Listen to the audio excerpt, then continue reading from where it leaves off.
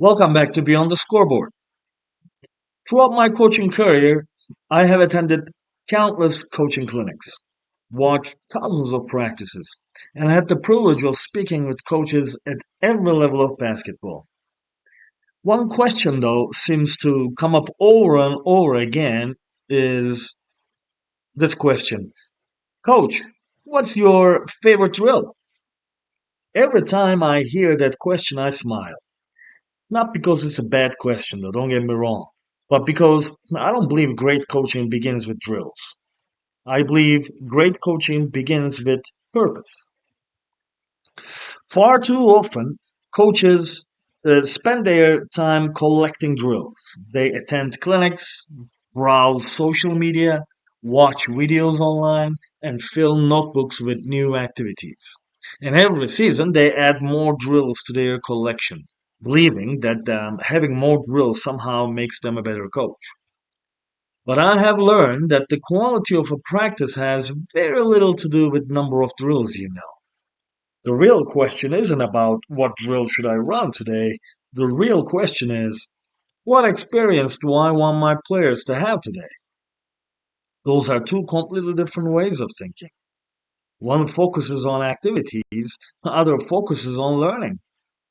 At the end of many practices, everyone leaves feeling productive.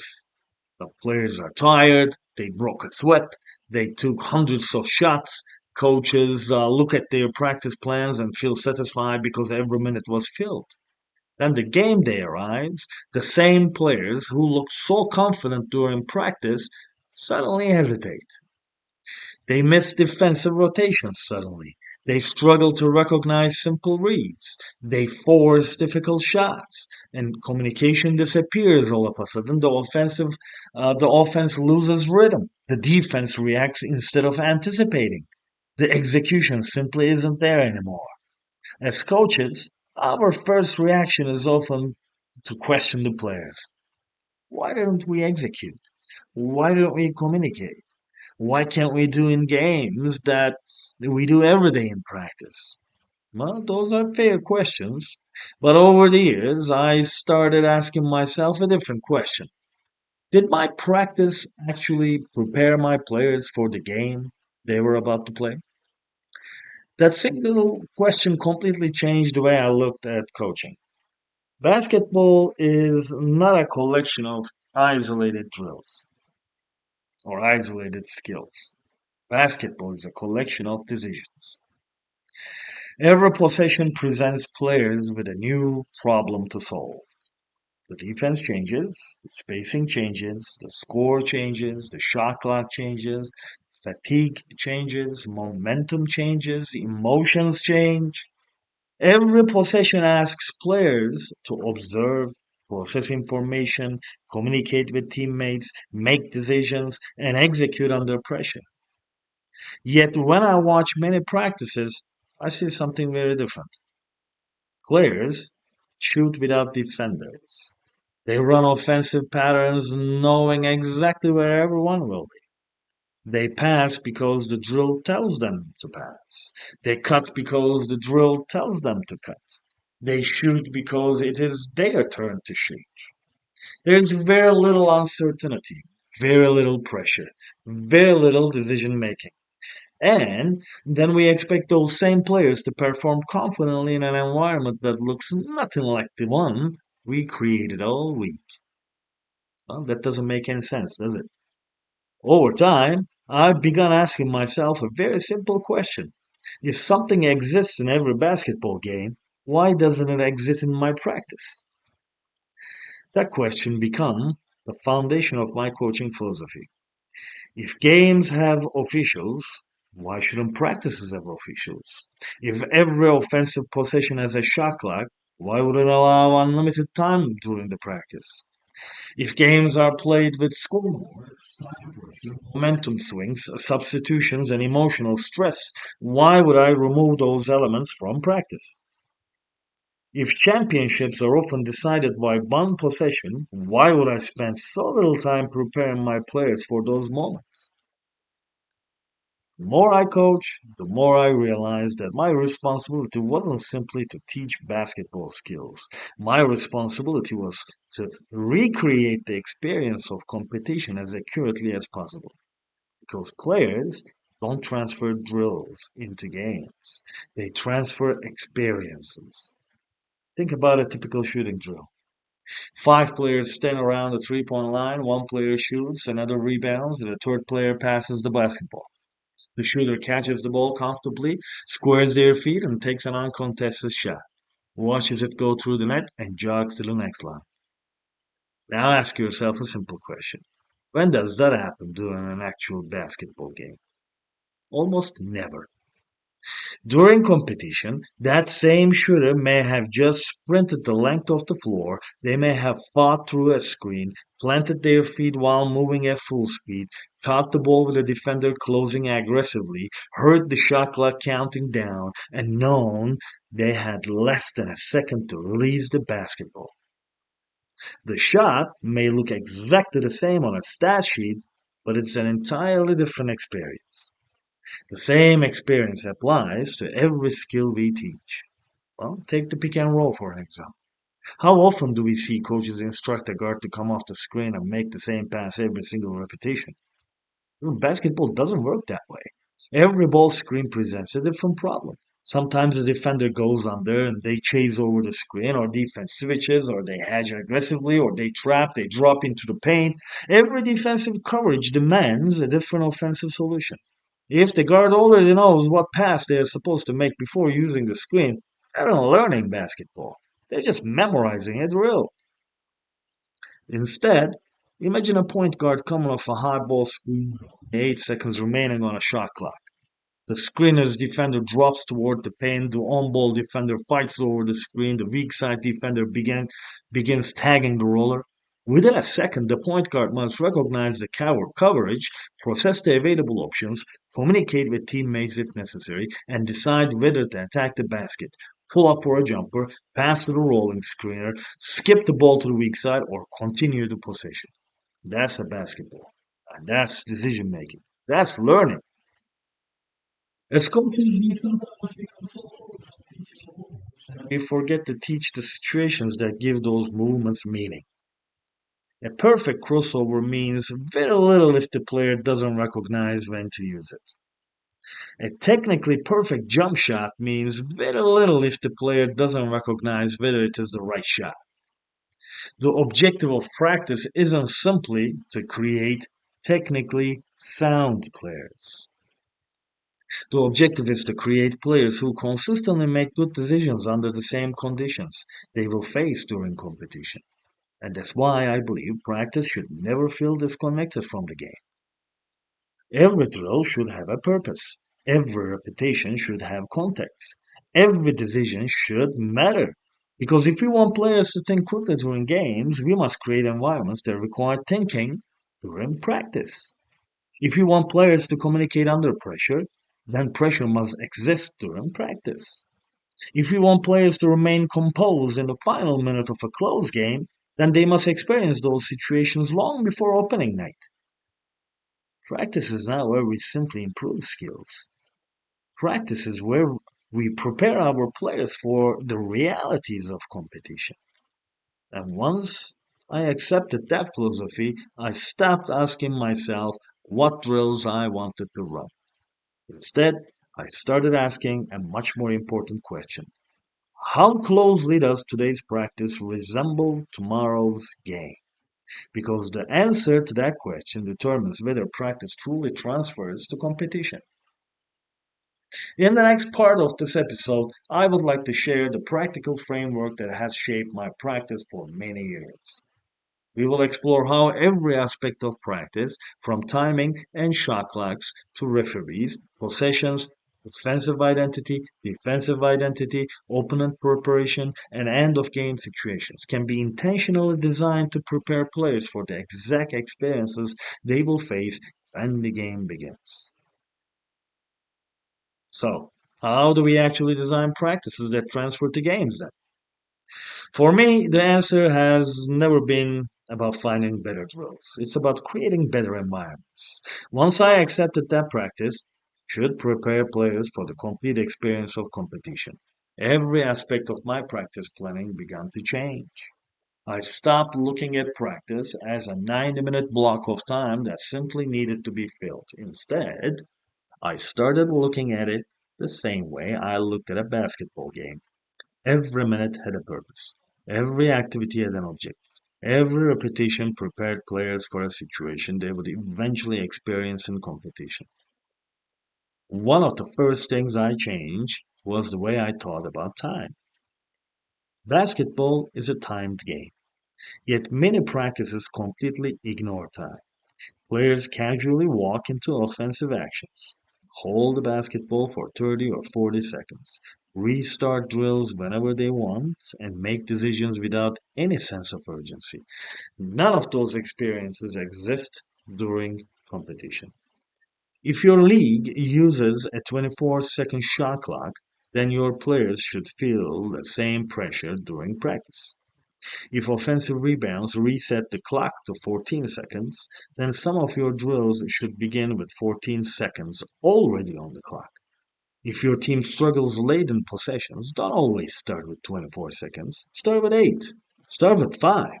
Force players to recognize the situation immediately, communicate with one another, and execute before time expires. The skill hasn't changed, guys. The environment has. And that changes everything. The same philosophy applies to skill. Let's use shooting as an example. Too often, shooting drills become exercises and repetition instead of preparation. A player catches the basketball, squares their feet, shoots an uncontested shot, rotates to the next line, and repeats the same movement over and over again. They may make 100 shots during the practice, but how many of those shots actually resemble the ones they will take during the game?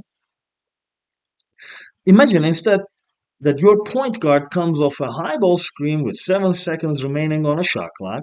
The defense goes under the screen. Does the player recognize the opportunity for a pull-up or three? On the next repetition, the defender fights over the screen and the screen's defender drops into the paint. Does the guard attack to the gap? How about on the next possession? The defense blitzes aggressively. Can the guard recognize the trap, stay composed, and find a short roll?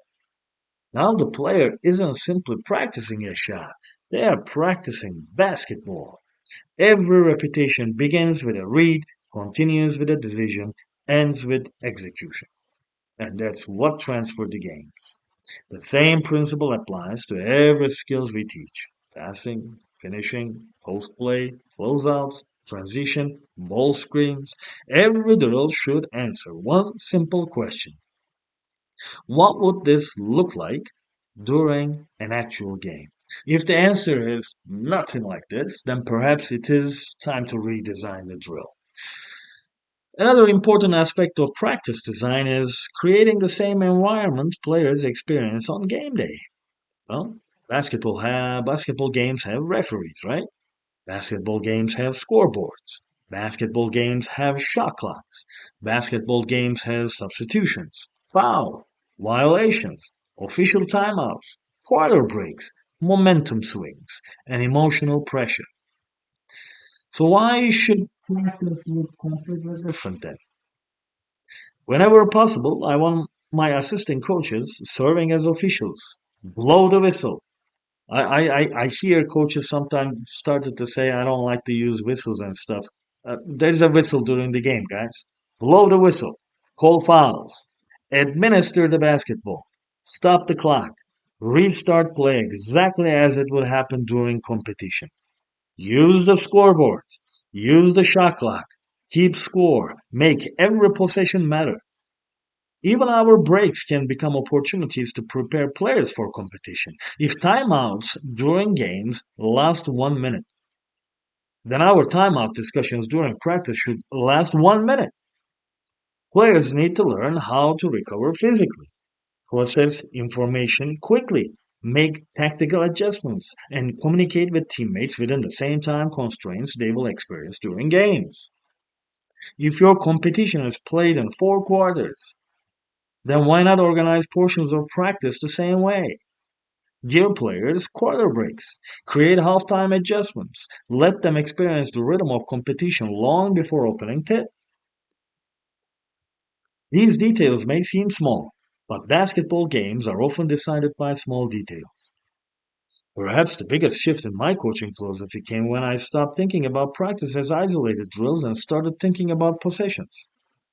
Every team develops a rhythm over the course of a game. Some teams average 70 possessions, others average 80 or more. Whatever the number is for your team, ask yourself another important question. What do I want those possessions to look like? And don't leave that answer to chance. Design it. Maybe your offensive identity is built around controlling the pace and executing efficiently in the half court. Then your practices should reflect that identity. And maybe you want 20 possessions each game wherever your team executes patiently in a half court. Maybe 10 possessions should focus on baseline and sideline out of bounds situations. Perhaps 5 possessions each game begin after timeouts. Some possessions will be transition opportunities, others will begin against full court pressure, some will challenge your team late in the shot clock. The exact numbers will be different for every coach and every team, but the important point is that those possessions should be intentional. The same responsibility exists on the defensive end. Who are you defensively? What do you want your players to become?